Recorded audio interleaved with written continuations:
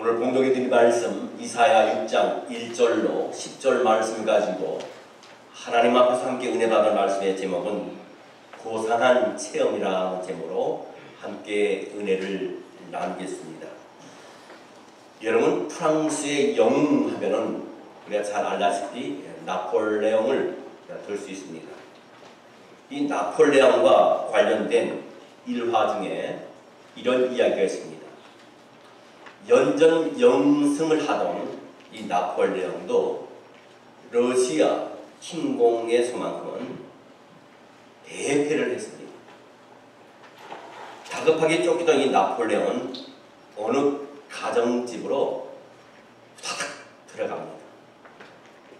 근데 그 집 주인의 이름이 누구냐면 시몬이라고 하는 사람입니다. 시몬이 재빨리 이 나폴레옹을 벽장 속에다 숨겨줬습니다. 바로 뒤따라서 추격병들이, 러시아의 추격병들이 뒤따라왔습니다. 그들은 이 시몬의 집을 이잡듯이 다 뒤졌습니다. 근데 찾을 수가 없어서 결국 러시아의 추격병들이 돌아갔습니다. 곧이어서 나폴레옹이 그 숨었던 벽장에서 나왔습니다. 그리고 그는 시몬에게 자기의 생명을 구원해 주신 것에 감사해서 당신의 소원을 얘기해보라.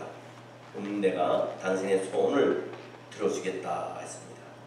이 시몬이 한참 생각하다가 뭔 얘기 되냐면, 우리가 살고 있는 이 집이 하도 오래돼가지고 비만 오면은 지붕이 너무 오래돼서 그 빗물이 집 안으로 들어옵니다.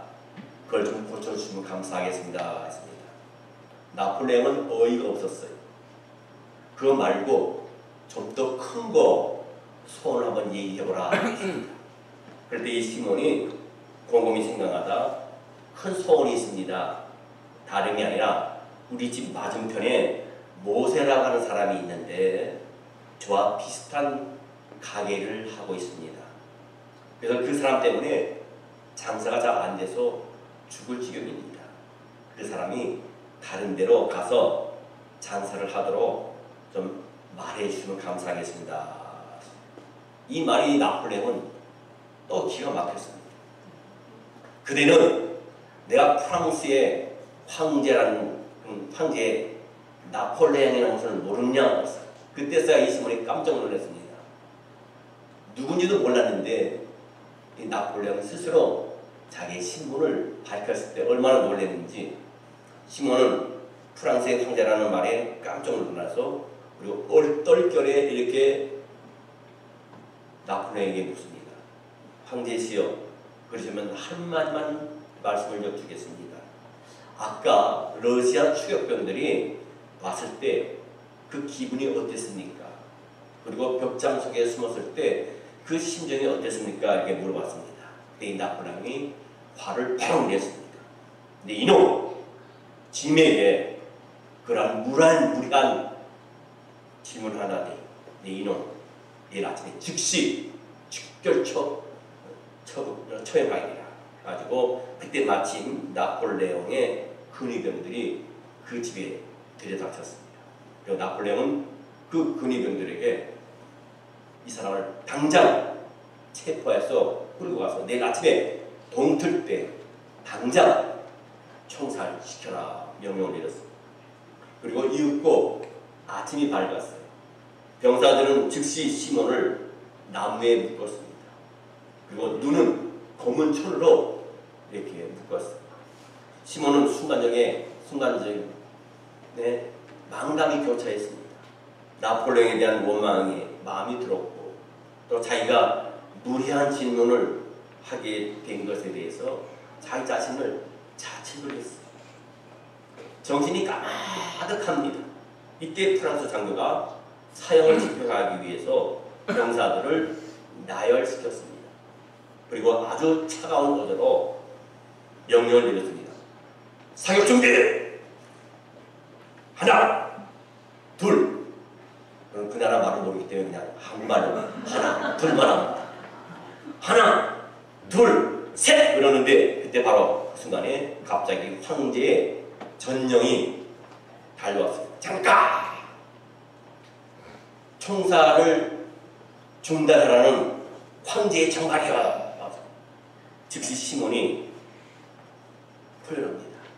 그랬을 때 그 정갈을 갖고 온 전령이 시몬에게 프랑스 황제 나폴레옹이 친히 쓴 친필의 편지를 시몬에게 주었습니다. 그 편지를 봤더니 아주 짧게 이렇게 쓰여 있습니다. 이제야 어제 벽장에 숨었을 때 내 기분이 어땠는지 알겠는가. 그 편지를 본 이 시몬은 이렇게 수없이 말했다고 합니다. 아담아다요, 하나님 감사합니다. 이제야 생명의 소중함을 알았습니다. 감사합니다. 감사합니다. 라고 했다는 겁니다. 여러분, 성도 여러분, 이것이 무엇을 말해주는 겁니까? 아무리 소중한 생명도 자기가 그 소중함을 직접 경험하기 전에는 모른다고 하는 교훈을 우리에게 주는 겁니다. 이는 비단 인간의 생명만 아닙니다. 사실 우리에게는 너무나 소중한 것들이 많이 있습니다. 특별히 성도인 우리 자신을 되돌아 보시 바랍니다. 얼마나 하나님의 은혜와 사랑을 많이 입었습니까? 하나님께서 우리에게 주신 것들은 하나만 따져보시기 바랍니다. 우리에게 가정도 주셨습니다. 우리에게 건강도 주셨습니다. 우리에게 사업체도 주셨습니다. 우리에게 직장도 주셨습니다. 가정도 주셨습니다. 우리에게 자녀를 주셨습니다. 직장도 너무나 소중합니다. 사업도 소중합니다. 그리고 무엇보다 우리에게 주신 것인데 가장 소중한 것이 믿음이라고 하는 것입니다. 또한 우리에게 주신 사명이 너무나 소중합니다. 하나님께서 왜 우리에게 이러한 것들을 주셨습니까? 따지고 보면 주를 위해서 살라고 우리에게 이런 은혜와 복을 주신 줄 믿습니다. 그런데 대개 사람들이 어떻게 살아갑니까? 그 소중함을 알지 못하고 살아갑니다. 오직 자기만의 정욕을 채우려고 살아가고 자기의 목적만을 이루기 위해서 살아가는 사람들이 얼마나 많은지 모릅니다. 하나님의 은혜와 사랑은 큰데 거기에 보답하는 자들이 많잖아요. 왜 이런 인식현상이 일어납니까? 바로 시몬과 같은 극적인 체험이 없기 때문입니다. 체험이 없다 보니까 감사도 없습니다. 그리고 감격도 없어요. 오늘 읽은 본문은 이사야가 성전에서 체험한 사실에 대해서 우리에게 전해주고 있어요. 그 성전의 체험이 있었기에 단순한 유대의 한 기록에 불과했던 이사야였지만 엄청난 체험을 통해서 하나님을 만나고 그의 사명을 깨닫게 됩니다. 성도에게는요, 체험이 참 중요해요. 아멘. 여러분, 체험한 사람은요 바뀝니다. 체험이 인생을 값지게 합니다. 아멘. 그러므로 본문을 통해서 성도들이 체험할 것이 무엇인가에 대해서 함께 5가지로 교훈을 얻고자 합니다. 첫 번째는 뭡니까? 세상의 우상들이 무너지는 체험을 해야 됩니다. 오늘 봉독해 드린 말씀 이사야 6장 1절 말씀에 보게 되면요, 우시야 왕이 죽던 해에 내가 보즉 주께서 높이 들린 보좌에 앉으셨는데 그의 옷자락은 성전에 가득하였고 라고 했습니다. 여기서 보면요, 여기서 보면 이사야가 성전에 들어간 것은 우시야 왕이 죽던 해라고 기록되어 있습니다. 이것은 대단한 의미가 담겨져 있는 기록이에요. 여러분, 이 우시야 왕은 어떤 사람입니까? 처음은 좋았습니다. 하나님 보시기에 정직한 사람이었습니다. 하나님의 마음에 합한 사람이었습니다. 그 결과로 어떻게 돼요? 하나님께서 엄청난 복을 이 우시야에와 또 그 나라에게 주셨어요. 그런데 이렇게 되니까 복을 받자 그는 바뀌게 됩니다. 화장실 갈 때 다르고 나올 때 다르다고 교만했습니다. 그는 직접 분향단에 가서 분향하려고 합니다. 근데 분향하는 것은 아무나 할 수 있는 것이 아니에요. 비록 왕이라 할지라도 절대로 하나님의 성전에 가서 분향을 할 수 없습니다. 하나님의 기름 부은 제사장만이 분향할 수 있는 겁니다. 그런데 하나님의 친히 엄격하게 금하신 거예요. 성경 민수기 18장 1절로 7절 말씀해 보게 되면요, 여호와께서 아론에게 이르시되 너와 너의 아들들과 너의 조상의 가문은 성소에 대한 죄를 함께 담당할 것이요 너와 너의 아들들은 너희 제사장 직분에 대한 죄를 함께 담당할 것이니라. 너는 너의 형제 레위 지파 곧 너의 조상의 지파를 데려다가 너와 함께 있게 하여 너와 너의 아들들이 증거의 장막 앞에 있을 때 그들이 너를 돕게 하라.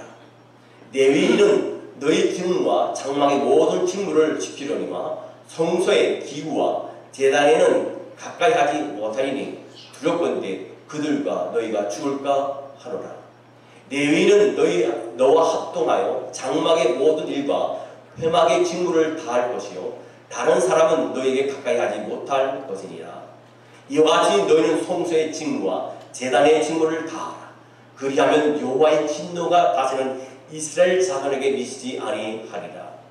보라, 내가 이스라엘 자손 중에서 너희의 형제 레위인을 택하여 내게 돌리고 너희에게 선물로 주어 회막의 일을 하게 하였나니 너와 너희 아들들은 제단과 휘장 안의 모든 일에 대하여 제사장의 직분을 지켜 섬기라. 내가 제사장의 직분을 너희에게 선물로 주었은즉 거기 가까이 하는 외에는 죽임을 당할지니라. 여러분, 여기가 보는 것처럼 그는 자기 주제를 모르고 자기 할 일과 하지 말아야 할 일, 어디까지가 자기가 할 일인지 분간하지 못하고 주제넘게 월권 행위를 했다는 겁니다. 제사장은 이사야입니다. 이사야는 이런 우시야 왕을 말렸습니다. 그러지 마라 그랬습니다. 그러나 그는 이미 교만으로 굳어져 버려가지고 이사야 선지자의 말을 듣지 않고 이사야의 말을 우습게 여기고 그 말을 없이 여겼습니다. 그의 교만은 누구도 꺾을 자가 없습니다. 말을 듣지 않습니다. 귀를 닫아버렸습니다. 남의 말에 마음이 오픈되어 있지 않았습니다. 제사장 말에도 귀를 열지 않고 마음을 닫아버렸습니다. 교만이 하늘 끝까지 올랐습니다. 우시야는 이사야의 말과 경고에도 불구하고 자기가 직접 이사야가 할 일을 직접 자기가 성전에 들어서 분양을 하려고 합니다. 이 하나님께서 그 자리에서 그에게 어떻게 하셨습니까? 문둥병이 걸리게 하셨습니다. 그리고는 그 아들 요담이 그를 대신해서 왕직을 승계하게 됩니다. 그런데 보십시오. 본문에 뭐라고 기록되어 있습니까? 우시야 왕이 죽자 비로소 주의 높이 들린 보좌가 보이기 시작했다 하십니다. 여러분, 우리가 죄를 짓게 되면 하나님을 만날 수 없습니다. 하나님의 은혜를 우리가 받을 수 없습니다. 하나님의 사랑이 중단됩니다. 하나님의 성전에서 하나님이 기뻐하지 아니하고 하나님의 명령을 어기는 자가 죽을 때에만이 주의 뭡니까? 주께서 높이 들린 보좌를 보게 되었다는 겁니다. 죄의 담이 하나님과 우리의 사이에 있을 때는 우리가 하나님의 마음을 움직일 수 없고 하나님의 뜻과 하나님의 생각을 우리가 알 수도 없습니다. 내가 거룩하니 너희도 거룩하라 하는 것처럼 거룩한 삶 열매를 얻을 때만이 우리가 하나님을 만날 수 있고 하나님이 우리에 향한 우리의 좀 피지 않아요. 사랑하는 성도 여러분, 그래서 우리가 무엇을 말해줍니까? 우리가 높게 보이는 세상의 권세나 세상의 돈이나 명예 등이 무너져야 함을 우리에게 말씀해 주고 있습니다. 그런 것들이 우리에게 때로는 우상이 됩니다. 돈이 우상이 됩니다. 명예가 우상이 됩니다. 권력이 우상이 됩니다. 인기가 우상이 됩니다. 많은 사람들이 바로 이런 것들로 하나님을 대신하려고 합니다. 그런데 어떻게 하나님의 보좌가 그들에게 높이 보이겠어요? 여러분, 교만한 자는요 하나님의 보좌가 보이지 않습니다. 하나님이 무섭지 않습니다. 하나님을 두려워하지 않습니다. 보십시오.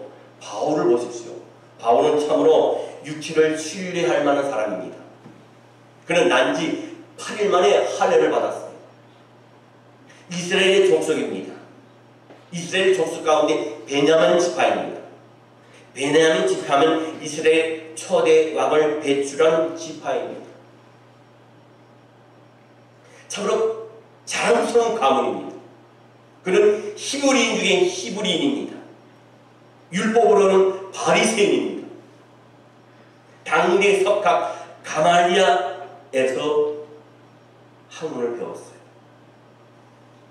가말리아는 당시 이스라엘 최고의 율법 교사였습니다. 바울은 또 다소에서 헬라 철학을 공부합니다.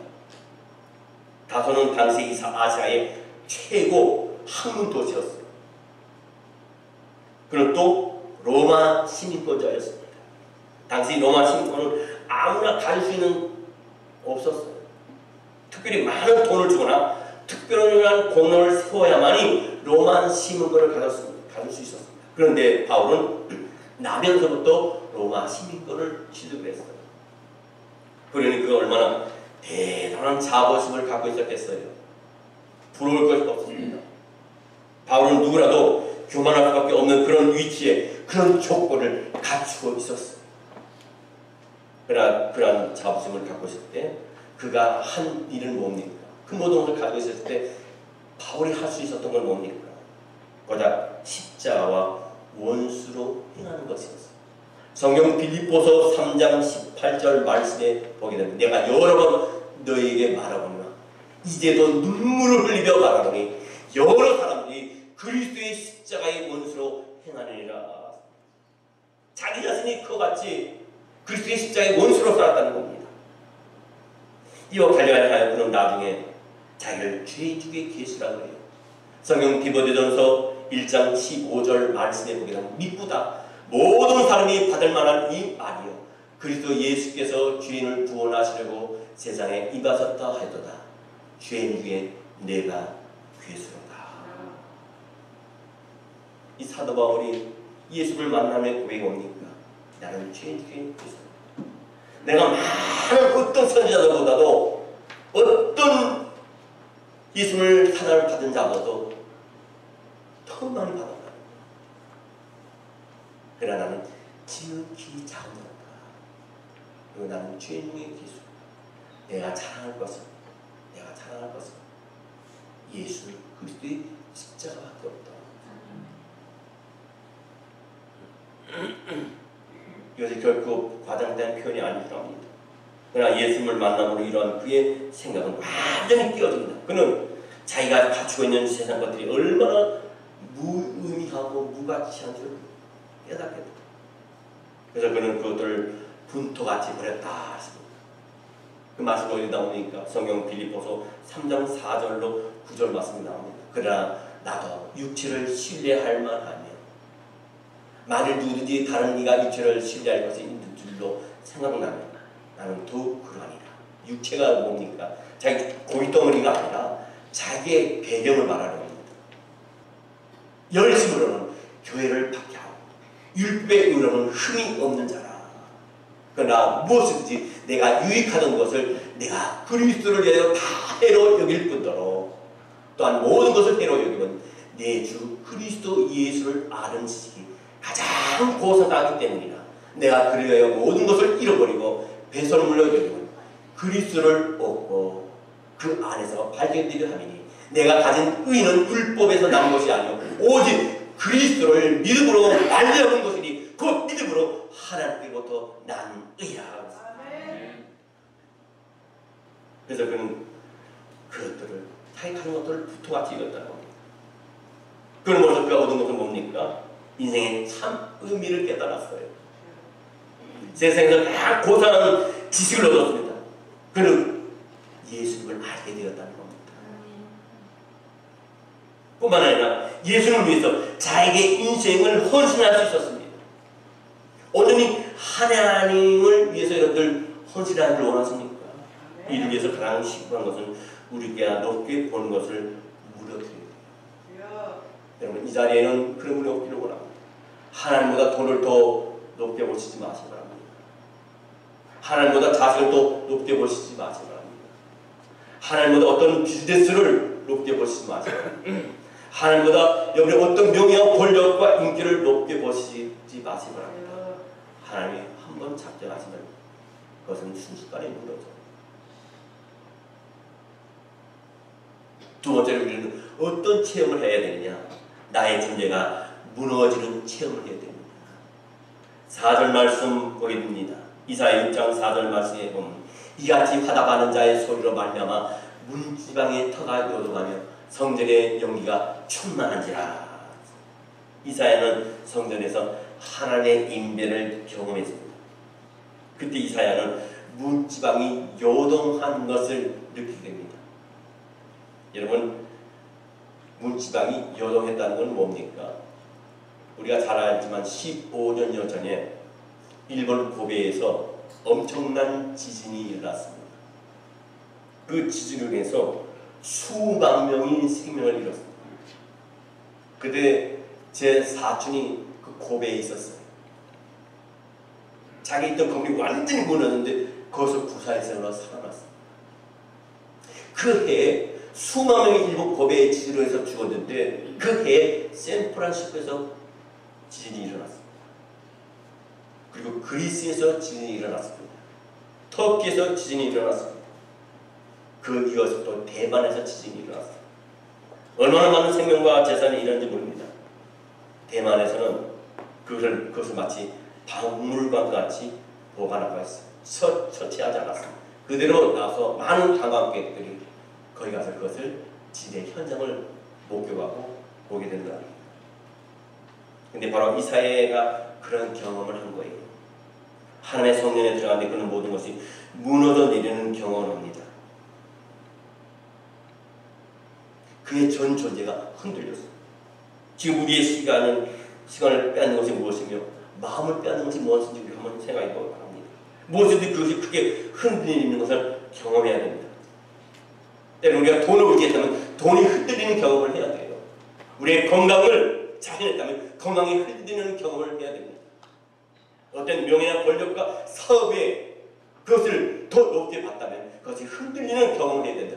그때야만이 그것도 어떻게 합니까? 전능하신 하나님을 발견하게 되고 나의 존재는 아무것도 아니라는 것을 깨닫게 됩니다. 다윗은 이런 말을 합니다. 시편 39편 5절로 10절 말씀에 보게 되면요, 주께서 나를 한 뼘 길이만큼 되게 하시며 나의 일생이 주 앞에는 없는 것 같사오니 사람은 그가 든든히 서 있는 때에도 진실로 모두가 허사뿐이니라. 셀라. 진실로 각 사람은 그림자같이 다니고 헛된 일로 소란하며 재물을 쌓으나 누가 거둘는지 알지 못하나이다. 주여, 이제 내가 무엇을 바라리요? 나의 소망은 주께 있나이다. 여러분, 생사화복이 주님께 있습니다. 아멘. 인생의 소망이라는 것은 하나님께 있어요. 우리가 아무리 열심히 쌓아오는 단들 하나님이 한번 허시면 무너지게 됩니다. 든든히 서 있다고 우리 스스로 생각하지만 그것이야말로 허사예요. 하나님 없이 든든히 서 있는 것이라고는 세상에 하나도 없습니다. 재물도, 권세도, 생명도, 건강도, 정권도, 영광도 다 소멸됩니다. 우리에게 있는 가장 확실한 것은 뭡니까? 하나님 앞에 있는 인생은 흔들리는 법이 없습니다. 그래서 다윗은 또한 이렇게 말씀했어요. 시편 18편 1절로 2절 말씀에 보면 나의 힘이신 여호와여, 내가 주를 사랑하나이다. 여호와는 나의 반석이시요 나의 요새시요 나를 건지시는 이시요 나의 하나님이시요 내가 그 안에 피할 나의 관시요 나의 방패시요 나의 불의 뿌리시요 나의 산성이로다. 하나님만이 이동치 않는 우리 구원자라는 사실입니다. 성경 시편 46편 5절 말씀에 보면요, 하나님 그 성중에 계시되 성이 흔들리지 아니할 것이다. 새벽에 하나님이 도우시리로다 하십니다. 하나님 여러분의 가정에, 하나님 우리 교회, 하나님 여러분의 직장에, 하나님 여러분의 가정뿐만 아니라 여러분의 사업처에, 여러분의 자녀에게, 여러분이 자녀들이 다니는 학교에 계실 때 여성합니다. 세 번째로 우리는 어떤 취업을 해야 되냐? 죄인됨에 대한 극한 취업이 있어야 돼요. 5절 말씀, 이사야 6장 5절 말씀에 보면 그때 내가 말하되 화로다 나여 망하게 되었도다. 나는 입술이 부당한 사람이요 나는 입술이 부당한 백성 중에 그하면서 만군의 여호와 왕을 배우시도다 하였더라 하십니다. 이제 이사야가 자기가 죄인인 것을 깨닫게 됩니다. 이것은 비단 이사야의 경험뿐만 아니에요. 바울 역시 율법의 의로는 흠이 없는 자로 알고 살아왔습니다. 그는 자기만이 시대의 의인이라고 생각했어요. 그러나 그가 예수님을 만났을 때 그는 자기를 가리켜 뭐라 그럽니까? 디모데전서 1장 15절 말씀입니다. 미쁘다 모든 사람이 받을 만한 이 말이요. 그리스도 예수께서 죄를 구하시려고 세상에 임하셨다 하였도다. 죄인 중에 내가 되주니라. 여러분 수제자 베드로를 보시기 바랍니다. 그가 예수님의 부름을 받은 것은 어디였습니까? 갈릴리 바닷가에서 부르심을 받았어요. 그때 그는 밤새도록 고기를 잡았습니다. 그런데 한 마리도 잡지 못했어요. 이른 새벽에 이제 모든 것을 거두고 돌아옵니다. 그리고 그물을 다 씻고 있습니다. 그런데 그때 예수님의 명령이 내렸습니다. 누가복음 5장 4절 말씀이에요. 그러니까 말씀을 마치시고 시몬에게 이르시되 깊은 데로 가서 그물을 내려 고기를 잡아라. 몸이 피곤합니다. 한 마리도 잡지 못했기 때문에 정신적인 그 피로는 도해옵니다. 자기의 경험, 수고, 경력 한마디 말대로 하지 아니하고 피곤해서 쓰러질 것 같아도 불구하고 다시 몸을 일으켜서 군말 없이 아무 말 없이 순종합니다. 그럴 때 어떤 역사가 일어납니까? 그물이 찢어질 정도로 고기를 잡았어요. 여러분 같으면 어떻게 하겠습니까? 여러분이 베드로 같은 그런 상황에 처했을 때 어떻게 하겠어요? 육체적으로 정신적으로 피곤합니다. 고달픕니다. 순종하시겠습니까? 아니면 자신의 경험과 경력과 수고, 상식을 내세워서 불순종하시겠어요? 베드로가 고기를 그물이 찢어질 정도로 많이 잡았어요. 여러분이라면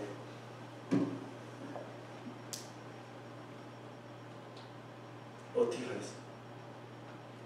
사람들에게 자랑하지 않겠습니까? 내가 이만큼 잡았다고.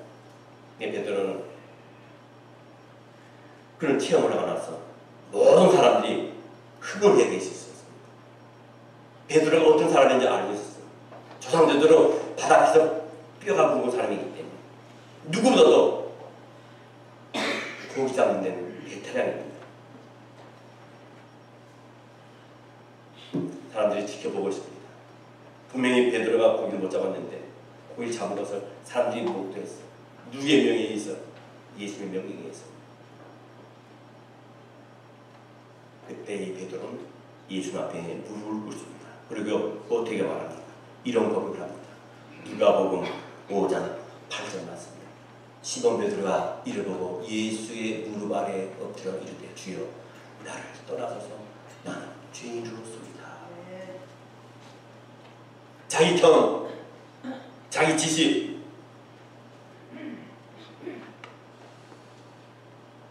누구보다도 가장 고기 잡는 베테랑이 자랑할 만했지만 그때서야 자기의 무능을 깨달은 거예요. 자기 자부심이 얼마나 대단했습니까? 자기의 무능을 깨달은 아버지, 나는 죄를 씁니다. 나를 떠나소서. 할 수 없는 것은 하대하시는 무유에서 유를 창조하시는 예수님의 능력을 발견하게 됩니다. 우리가 하나님 앞에서 정말 체험할 것은 바로 우리의 죄인됨이에요. 내가 얼마나 몹쓸 사람인가를 알아야 됩니다. 거기서부터 우리는 진실해집니다. 거기서부터 우리는 정말 진지해집니다. 그래서 그리스도의 사람이 됩니다. 자, 여러분에게 여러분 말씀드렸습니다. 여러분 차를 타고 가는데 성령께서 강하게 역사하셨어요. 어때는 어떤 목사님의 설교를 들으면서 시들이 들으면서 그 말씀 속에서 강하게 저의 죄를 발견해야 되고 회개케 하셨어요. 견딜 수가 없습니다. 운전을 계속할 수가 없어요. 감당할 수 없어요. 그 죄감이. 차를 세우고 눈물로 흘려서 앞에 문제들을 때리면서 회개 눈물로 회개를 합니다. 무엇인가 하나님께 유용한 사람이 되면 쓰임받게 됩니다. 하나님의 은혜는 담을 수 있는 사람이 됩니다. 하나님 깨끗한 자를 쓰세요. 우리가 그릇을 쓸 때도 깨끗한 그릇 쓰는 것처럼요. 네 번째로 우리는 어떤 체험을 해야 됩니까? 죄 사함의 체험이 있어야 될 줄 믿습니다. 오늘 본문 말씀 이사야 6장 6절로 7절 말씀에 보면 그때 그 수락 중에 하나가 부젓가락으로 제단에서 집은 바 핀 숯을 손에 가지고 내게로 날아와서 그것을 내 입술에 대며 이르되 보라 이것이 너의 입에 닿았으니 너의 악이 제하여졌고 너의 죄가 사하여졌니라 하더라. 이것은 무엇을 말해줍니까? 이것은 자기의 그 죽을 수밖에 없는 죄가 사함을 받았다고 하는 경험을 이사야가 하게 된 거예요. 성도가 경험해야 할 일 중에 가장 큰 경험은 바로 죄 사함의 경험.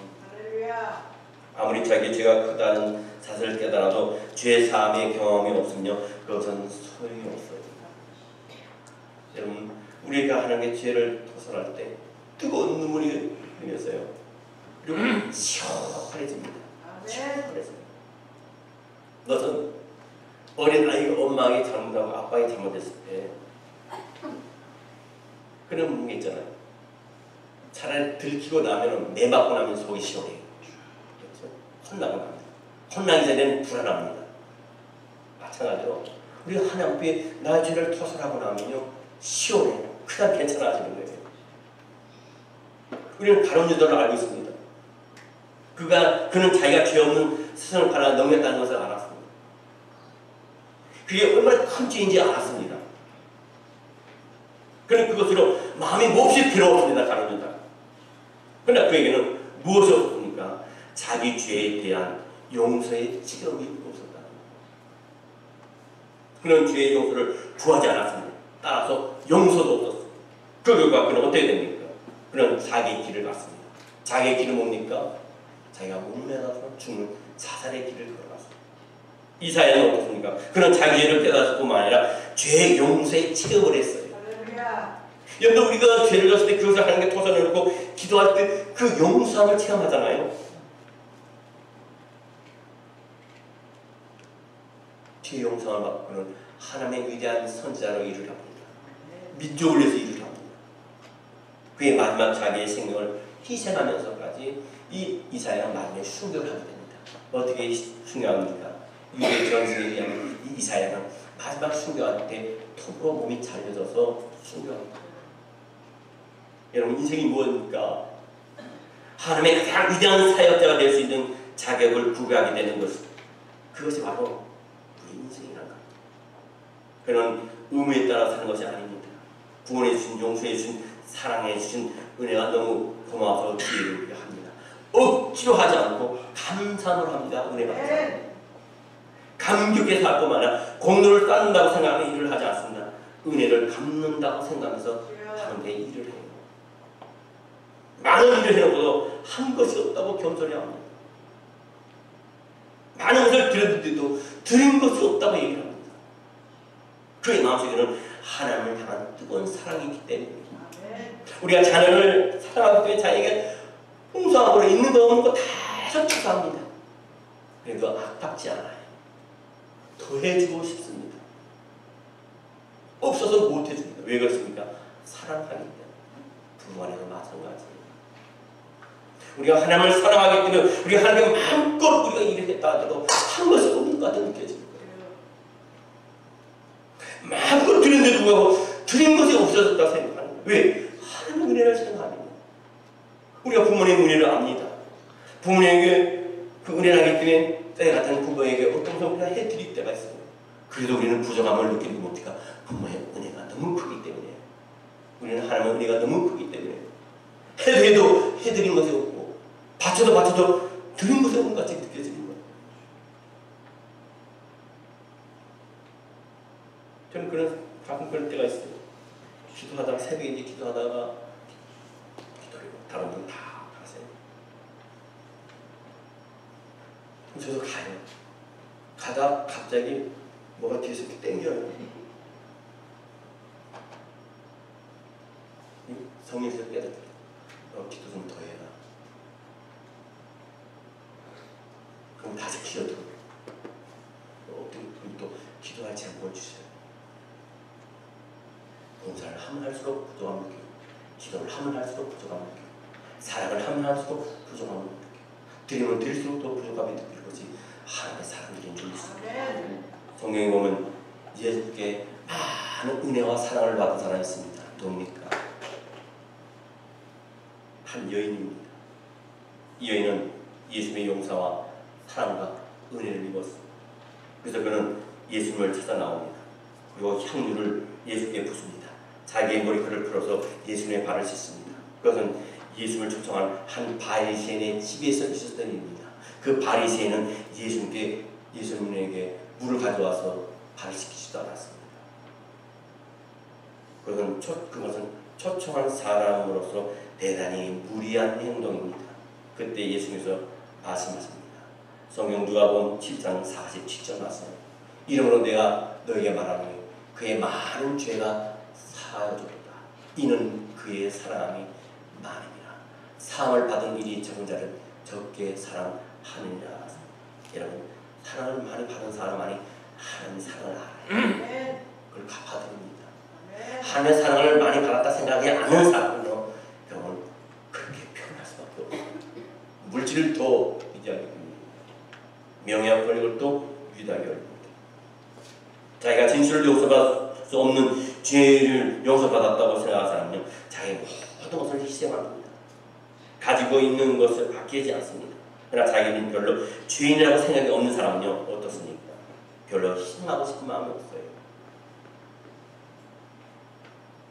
무엇을 해야겠다는 자학이 없습니다. 하나님의 모든 일이 나와는 전혀 무관하다고 생각합니다.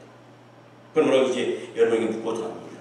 여러분은 하나님께부터 용서받은 것을 확신합니까? 여러분의 죄가 용서받는 것을 확신하십니까? 이것이 있어야 된다. 거기 우리에게 새로워질 수 있는 은혜가 있습니다. 성경 고린도후서 5장 17절 말씀에 보게 되면 그런즉 누구든지 그리스도 안에 있으면 새로운 피조물이라. 이전 것은 지나갔을 때 보라 새 것이 되었도다. 마지막 말씀을 마치려고 합니다. 그러면 마지막으로 우리가 체험해야 할 것은 뭡니까? 사명 결단의 체험이 있어야 되겠습니다. 자, 8절 말씀을 봅니다. 8절 말씀에 보면 내가 또 주의 목소리를 들으니 주께서 이르시되 내가 누구를 보내며 누가 우리를 위하여 갈까 하시니 그때 내가 이르되 내가 여기 있나이다. 나를 보내소서 하였더라. 무슨 말입니까? 이사야는 듣는 귀가 열리기 시작했음을 말해주겠습니다. 그는 하나님의 탄식하시는 음성을 들었습니다. 하나님의 요구를 들었습니다. 자, 이사야 6장 9절로 10절 말씀에 보게 되면요. 여호와께서 이르시되 가서 이 백성들에게 이르기를 너희가 듣기는 들어도 깨닫지 못할 것이요 보기는 보아도 알지 못하리라 하여 이 백성의 마음을 둔하게 하며 그들의 귀가 막히고 그들의 눈이 감기게 하라. 염려하건대 그들이 눈으로 보고 귀로 듣고 마음으로 깨닫고 다시 돌아와 고침을 받을까 하노라 하시기로 했습니다. 이스라엘 백성이 보기는 보아도 보지 못했습니다. 듣기는 들어도 그 뜻을 헤아리지 못했습니다. 이렇게 보내는 선지자들이 얼마나 많은지 모릅니다. 요나와 아모스와 호세아와 미가 등 이사야가 이런 비슷한 시기에 이런 선지자들을 보내서 끊임없이 회개를 요구하고 끊임없이 하나님께 돌아오라고 얘기했는데 보고 그들은 그 선지자의 말을 마이용으로 듣고 듣지 않았습니다. 그러나 이스라엘 백성들이 그런 것 때문에 결국은 하나님 앞에 엄청난 징벌을 받게 되죠. 이때 이사야는 왜 하나님께서 탄식하셨는지 깨달았어요. 왜 하나님이 탄식하셨는지. 그리고 그 하나님의 말씀 앞에서 결단합니다. 그리고 자기의 생명을 또 나가겠다고 결단해요. 누가 나를 위해서 갈 거고 우리를 위하여 갈 때 내가 여기 있나이다. 나를 보내소서. 이것이 이사야 생애의 대천환의 사건이 됩니다. 이러한 헌신의 결단이 우리의 모두에게 필요하다는 사실. 누가 위대한 생애를 삽니까? 재능 있는 사람이 위대한 생애를 사는 것이 아닙니다. 돈이 있는 사람이 위대한 생애를 사는 것이 아닙니다. 힘 있는 사람이 위대한 생애를 사는 것이 아니에요. 두뇌가 명석한 사람이 위대한 생애를 사는 것이 아닙니다. 다만 하나님 앞에 하나님을 위해서 살기를 결심하는 자만이 위대한 삶을 살게 될 줄 믿습니다. 마지막으로 하나의 간증을 하고 여기에 말씀을 마치려 합니다. 일제시대의 신사참배는 한참 뜨겁게 일어나고 있었습니다. 그때 일어났던 얘기입니다. 그때 당시에 박관준 장로님이 계십니다.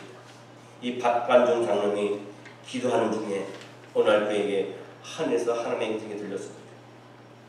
나를 위하여 누가 피를 흘릴 것이냐.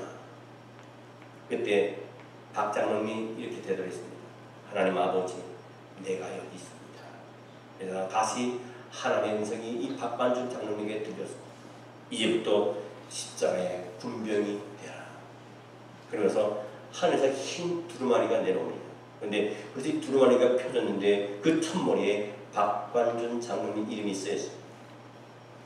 이어서 1939년 3월 22일에 이 박관준 장로님 죽으면 죽으라는 안희숙 여사님과 함께 일본으로 들어가게 됩니다. 그리고 거기서 신사 참배의 부당함을 경고하기 위해서 전단지를 만들고 태극기를 들고 일본 국회의사당에 들어갔습니다. 그러면 국회에는 아무나 들어가는 것이 아니지만 참관인이 몇 명 들어가서 그 회의를 보게 만들어요. 거기에 이제 이름이 등록돼서 들어가서 그 자리에서 안희숙 여사와 이 박관준 장로님이 그 전자들을 뿌리고 대한민국의 독립을 선언하고 일본의 부당한 조치를 발선하면서 우리 대한민국의 독립을 달라고 외칩니다. 어떻게 됐습니까? 그분이 결국은 박관준 장로님과 안희숙 여사님이 체포되어서 감옥에 들어가게 됩니다. 그런 후에 1945년 8월 15일 해방의 그 기쁨을 맛보지 못하고 1945년 3월 18일 날 이 장로님은 옥에서 하나님의 부르심을 받고 소천하게 됩니다. 여러분, 우리는 박관준 장로님의 인생이 실패다고 보지 않아요. 신앙으로 보면 그는 하나님을 위해서 순교했습니다. 국가적으로 보면 그는 애국자입니다. 이제 주안에서 우리가 결단해야 될 줄이 있습니다. 이제는 나만을 위해서 살지 않겠다고 결단해야 될 줄이 있습니다. 끝으로 여러분들이 무엇을 가지고 무엇 때문에 분주하고 있는지, 특별히 오늘 우리가 성도로서 분명한 각성이 있어야 될 줄 압니다. 남다른 체험을 해야 됩니다. 그것이 무엇입니까? 오늘 말씀드린 것처럼 우상 같은 세상의 어떤 것이 무너져야 돼요. 나의 전 존재가 무너져야 돼요. 내 죄가 얼마나 크고 중한가를 알고 그 죄의 삶을 받아야 될 것이고, 그리고 남은 인생을 오직 주님을 위해서 살겠다는 체험의 결단이 있으시기를 주의 이름으로 축원합니다. 기도하겠습니다.